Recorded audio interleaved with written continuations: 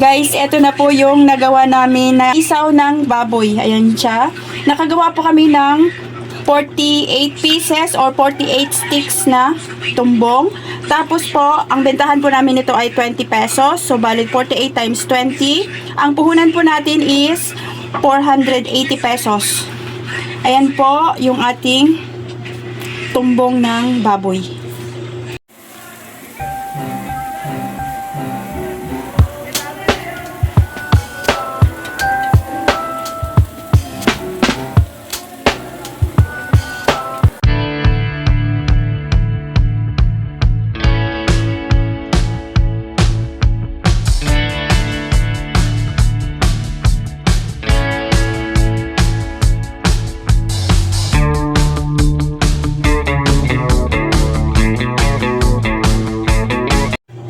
Hello po, magandang araw po sa ating lahat, sa inyong lahat. Welcome back po ulit sa aking channel, Ate Jo TV. Ngayon po, isi-share ko po sa inyo yung paggawa ko po ulit ng isaw ng baboy or tumbong ng baboy. Ito po siya.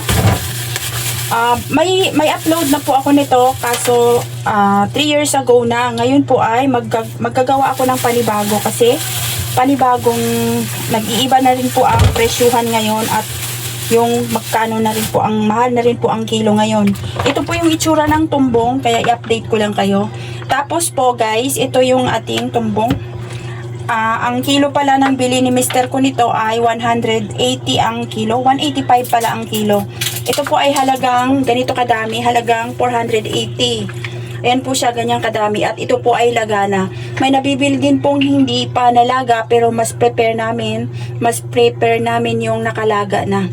Ito yung tsura, may mga ano pa siya. O, linisin na natin ulit to. Nalaga na ito, pero linisin at hugasan natin maigi ito. Ngayon po, ipapakita ko po sa inyo kung paano po yung proseso ko ng paglilinis nito. Isaw ng or large intestine ng baboy or tumbong ang tawag nila guys. Tapos ngayon ay ikakat lang natin kasi babaliktarin natin to. Ikakat lang natin kasi sobrang haba para madali natin siyang mabaliktad. Ayan po. Sa mga bago pa lang po pala sa aking YouTube channel, sinishare ko po lahat dyan sa aking channel yung paggawa ko po ng mga ihaw-ihaw. Pakicheck nyo na lang po sa aking YouTube channel. Nandyan po lahat, pati yung po yung aking mga paggawa ng sauce at saka sausawan. Ngayon po, una po natin gagawin ay lamasin mo muna ng asin. Lamasin ko muna siya ng asin. Ito po, may asin ako dito. Dakutin ko na lang. Maraming asin, tansya, tansay na lang po natin. Ang purpose po ng asin ay para maalis po yung lansa. Baking soda din po. Ang purpose din po ay para maalis ang lansa. Lahat po ito, ginagamit ko ay para po. Ang purpose po niyan ay para maalis yung lansa. Tapos suka, ganun din po. Kasi alam po natin na ang tumbong po ay sobrang may amoy talaga siya. Maamoy yung tumbong or yung isaw ng baboy. Kaya kailangan natin linisin maigi. Lamasin lang natin to. Ito yung hindi pa natin nabaliktad. Pagbaliktad natin ito, lamasin din natin siya ulit. Yan, kasi may mga brown siya. Nawala na yung mga brown. May mga brown kasi siya nakadikit. Ayan o. Kailangan tanggalin natin yan. Pag nalamas natin yan, maaalis na, nawawala na siya unti-unti. Ganyan lang. Tapos, pagkatapos yan, ay kukuha tayo ng stick para mabaliktad natin ito. Ayun o, yung kulay brown. Kailangan istikin natin yan ng kutsilyo. Kuha tayo ng kutsilyo. Yung mga ano na yan. Nalaga na kasi to. Tapos patay ng stick. Gamit ako ng stick ng banana Q. Baliktarin natin siya. Gasan muna natin. Gasan muna natin ito nasa labas nito bago natin siya baliktarin.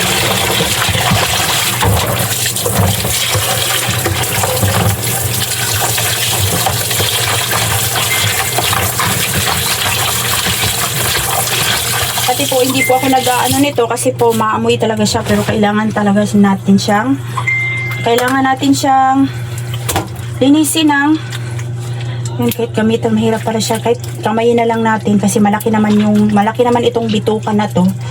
Kamayin na lang natin. Kailangan kasi niyan guys, tanggalin natin. Baliktarin natin to kasi nga hindi maiwasan na mayroon siyang mga buha-buhangin.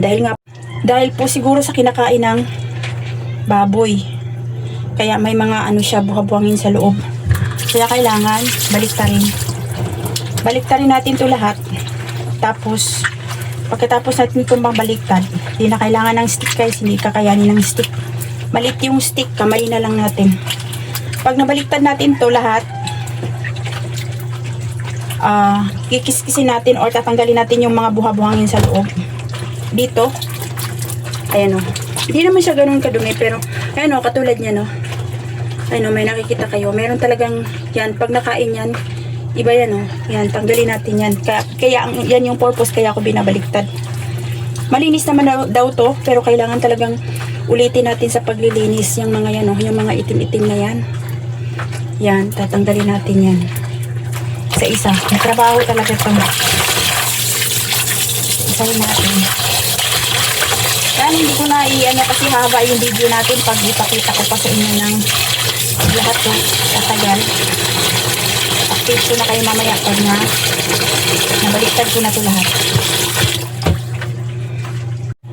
Ngayon po ay nabaliktad ko na siya. Ito na po yung itsura nung nabaliktad yung tumbong or isaw ng baboy. Tapos ngayon po ibalik natin siya sa planggana. Ang gagawin po natin ay lalamasin ulit natin siya kung ano yung nilamas ko kanina. Asin, suka, tansyahin lang po natin, baking soda. Ang purpose po lahat ng mga nilagay ko na ito ay para po maalis po yung lansa. Ulitin ko po at alam naman po natin sa mga nag-ihaw-ihaw dyan, alam natin na ang tumbong ay matapang talaga yung kanyang amoy. Kaya pag niluto natin to ay maglagay tayo ng maraming sangkap para maalis po yung kanyang amoy.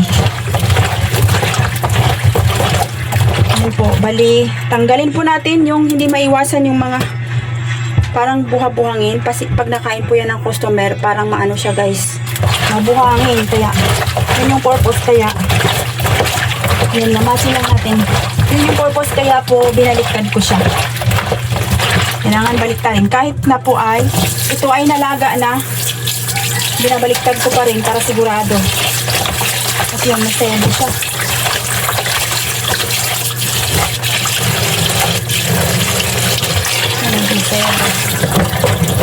Tapos, gasan lang natin ng mga 3 beses para maalis yung dumi. Pagkatapos ko ay ibalik natin ulit kung ano yung forma niya. Ang ginawa ko pala dito guys, kinat-cut ko siya ng maiiksi para madali natin siya mabaliktad. Mahaba po itong isaw na to pagbili. Ang ginawa ko po ay kinat-cut ko siya, pinutol-putol ko siya ng mga ganon kahaba para madali siyang mabaliktad.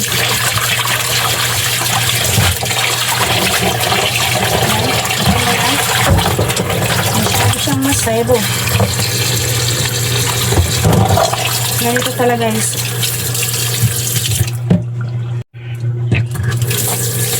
Hinahanap-hanap kasi guys ng mga customer namin itong tumbong. Ngayon ay hugasan natin ulit, saka natin to baliktarin ulit kung ano yung itsura niya kanina. Saka natin patuluin. Pagkatapos ay baliktarin na naman natin sa balik kung ano yung kanina itsura niya. Pagkatapos hugasan pa natin na 1 beses at saka natin to patuluin. Update ko kayo. Yan, ibalik natin siya sa kanyang, yun, matrabaho lang talaga siya. Kailangan mong gawin to para hindi ka masira sa customer at talagang yan, pagpasensyahan nyo na yung ganyan. Ganyan talaga ang mangyayari. Tapos yan, oh, back to ano siya, ganyan, oh, ganito. Magiging ganito siya ulit. Kasi kanina, ginanito natin siya, diba? Tanggalin natin yung mga itim-itim na yan. Kasi, yan yung parang mabuhangin. Yan. Balik natin siya ulit. So, kung ano yung itsura niya kanina. Yan, update ko kayo mamaya. Pagkatapos, saka natin to. Ituro ko sa inyo kung paano ko po ito tinitimplahan at nilalaga. Ito na po yung aking nahugasan na tumbong or isaw ng baboy. Tapos ngayon patuluin lang natin siya saglit. Ayan po, pagkatapos saka natin yan lalaga at titimplahan. Ngayon po, meron po tayong pressure cooker dito. Tapos, kung wala po tayong pressure cooker, pwede po tayong gumamit ng kaserola or kaldero. Ngayon, ilagay na natin yung ating tumbong. Tapos, maglalagay tayo ng pamintang buo or whole peppercorn. Tapos, cinnamon bark. Ito po ay optional. Kung wala naman po tayong cinnamon bark, okay lang. Tapos, maglalagay din tayo ng dahon ng laurel. Maraming dahon ng laurel. Tapos, maglalagay din tayo ng bawang. Ubusin na natin to. Bawang. Tapos, maglalagay tayo ng pampalasa. Ito po ay, nasa sa inyo po kung anong gusto nyo pong gamitin pampalasa. Ito po ang gamit ko. Ito po ay hindi sponsored. Pork sabor. Depende po sa inyo kung ano po yung pampalasa na gagamitin nyo. Naglalagay din po ako ng tanglad. Optional din po ito. Kung ayaw nyo, okay lang. Para po, kasi po talaga ang tumbong ay sobrang matapang yung amoy. Kaya kailangan para matanggal po natin yung tapang ng amoy dyan. Tapos, suka. Po, maraming suka. Tapos, i-mix po natin yan. Luin natin. Tapos, konting asin. Malikot yung ating, guys, camera. Tansyain lang natin yung asin. Yan po, tansya lang kung gaano po kadami yung ginawa natin. Ulitin ko po, ito palang halaga ng tumbong na binili ni mister ko ay 485. Medyo marami.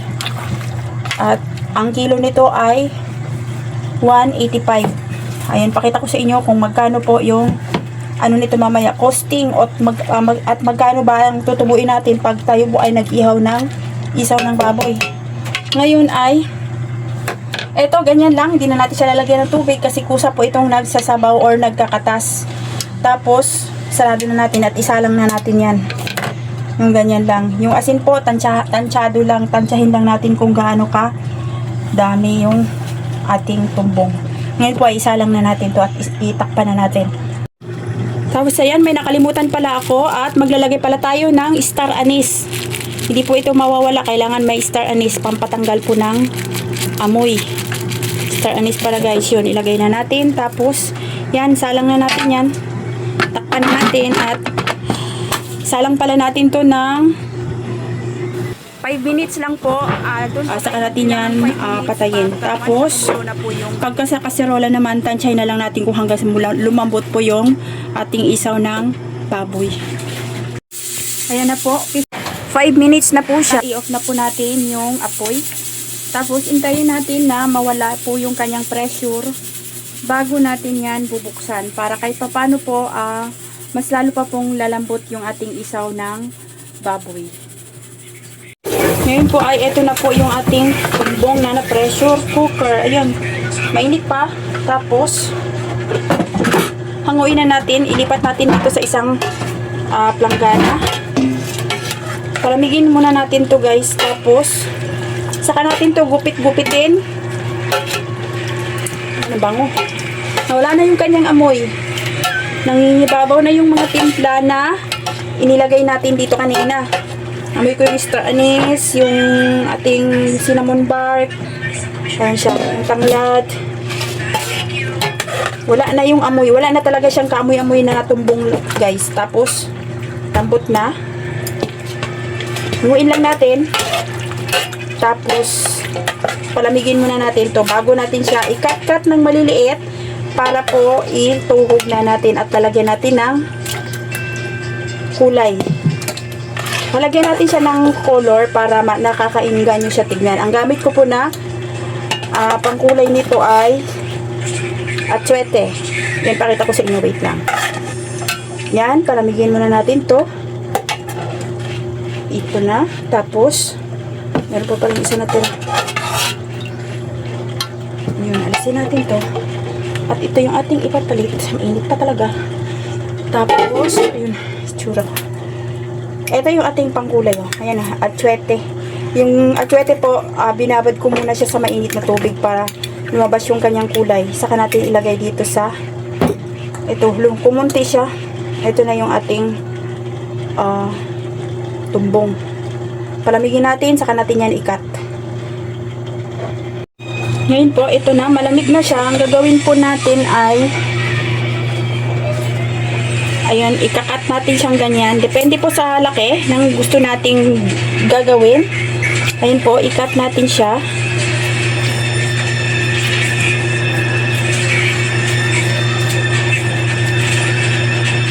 Yan, ganyan lang. Ulit-ulitin lang natin hanggang sa makat natin siya lahat. Isama ko na pagkat yung aking gloves. Cut lang natin ng ganyan.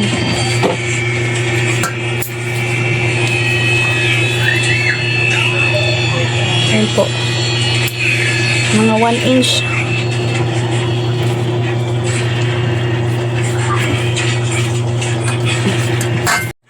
Ito na po, nakat ko na po siya. Ito na yung itsura ng ating tumbong. Tapos ngayon po ay ibubuhos ko na yung ating atsuete.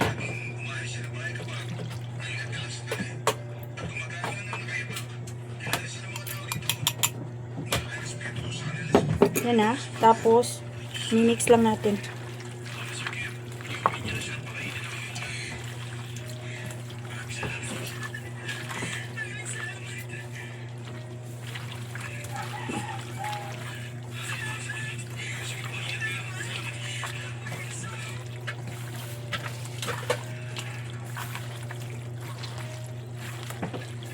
Yan na po siya. Itutuhog na natin to at hindi na natin to titimplahan dahil tinimplahan na natin to habang nilalaga natin kanina. Gagamit pala tayo ng stick, guys. Ang gamit ko palang stick ay ito. Size 10. 10 inches po na barbecue stick. Ito po yung ating gagamitin.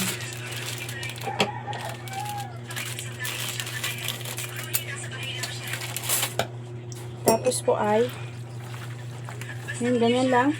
Tuhog na natin.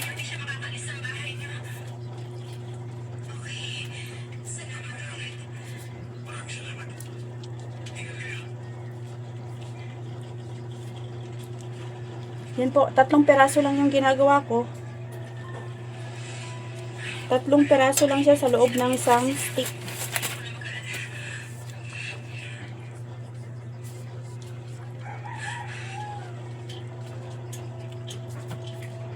Yan po. Ang bentahan po pala namin dito ay 20 pesos ang isang stick. Ayan siya, guys. 20 pesos ang isang stick ng tumbong. Yun. Ganito lang siya pero napakasarap nito at ang dami-dami talagang naghahanap nitong ganitong klase ng barbecue. Yung tumbong ng baboy. Kaya gumagawa pa rin ako kahit matrabaho siya at may amoy talaga. Lalo na pag hindi natin siya na linis ng maayos. Maamoy talaga siya, guys. Kaya yun yung proseso ko para hindi mangamoy yung tumbong ng baboy pagka inihaw natin. Tapos yun na, diretso na yan. Ihaw na natin yan pagkatapos natin na tuhugin. 3 peraso lang po ang isang 20 pesos. Ganyan lang siya kaliit. Ayan.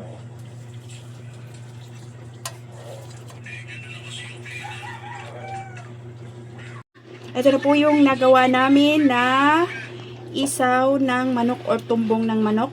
Guys, nakagawa po kami ng 48 pieces times 20. Ayan po, 48 times 20 at sasabihin ko po sa inyo kung magkano po yung tinutubo natin. Ang puhunan po natin dito, ulitin ko po yung pagbili ni Mr. sa tumbong pala ay 480 pesos. Tapos, ang kinalabasan po niya ay 960. So, bali, nakagawa kami ng 48 pieces times 20. Ayan na po, guys, yung aming tumbong ng manok, tumbong ng baboy, isaw ng baboy.